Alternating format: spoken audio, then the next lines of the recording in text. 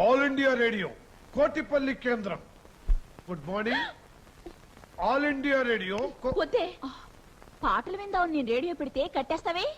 India radio Kotipalli ఓ, అమ్మా నాన్న ఉన్నారు కదే. ఏ అమ్మా నాన్న రేడియో పెట్టుకోవద్దన్నారా? నేను పెడతాను. ఆల్ ఇండియా రేడియో కోటిపల్లి కేంద్రం. అదేమిటి మళ్ళీ మళ్ళీ అదే చెప్తున్నాడు? అయితే మారుస్తాం. గొంతుల గురగుర గొంతుల గురగుర ఏమి వాడను.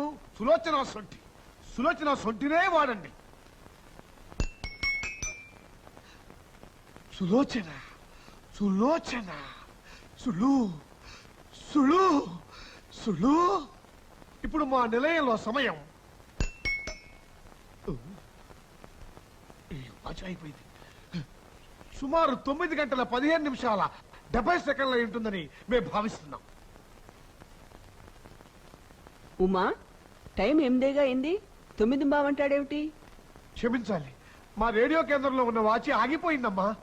ఓ ఆ మందమతి సుబ్బయ్య రేడియో నాటకం 3వ భాగం వింటారు. జరిగిన కథ: మందమతి సుబ్బయ్యకి ఒక కళ్యాణ్ 4 గుర్రాలు ఉన్నాయి. క్షమించాలి, సుబ్బయ్యకి 4 పిల్లలు, 1 పిల్ల మాత్రమే. మళ్ళీ క్షమించాలి, పెళ్ళ ఒకతే, పిల్లలు 4. లక్ష్మి, అబద్ధం చెప్పకు. నువ్వేనా కథ రాసి ఆల్ ఇండియా రేడియోకు పంపింది? చాలు ఊరుకోండి. ముందు 2 భాగాలు వెళ్ళలేదని నేను బాధపడుతున్నాను. సుబ్బయ్య తన 4 పిల్లలకి వేళకింత తిండి పడేస్తాడే తప్ప వాళ్ళకి వయసు దాటకుండా పెళ్లి చేయాలన్న ధ్యాసే లేదు.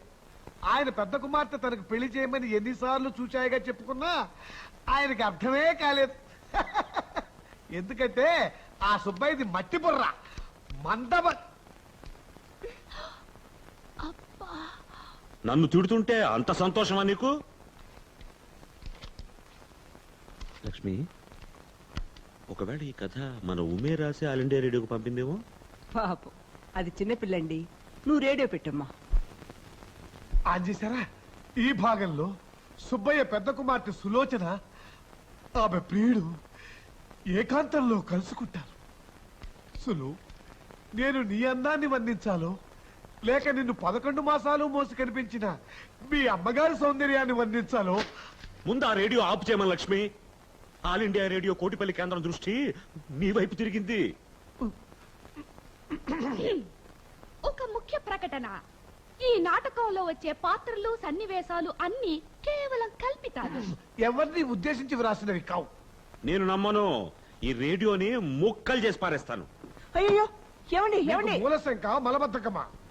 అయితే సూర్యకాంతి నూనె ఉపయోగించండి. రోజుకి 3 బాటిల్స్.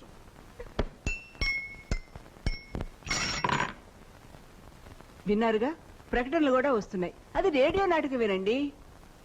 కావచ్చు, కానీ మలబద్ధకానికి సూర్యకాంతి నూనె అంటాడే, అదేమిటి? కథ ఎంతవరకు వచ్చింది? సుబ్బయ్యకి మెదడు మోకాల్లో ఉంది. ఈ నాటకం నాకొద్దు.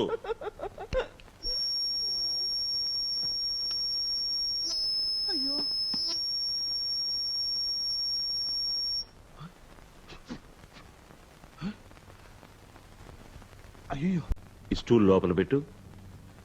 నేను ఇప్పుడు బయటికి వెళ్తున్నాను. నేను తిరిగి వచ్చేదాకా నువ్వు కూర్చోకూడదు, నిలబడే ఉండాలి. 1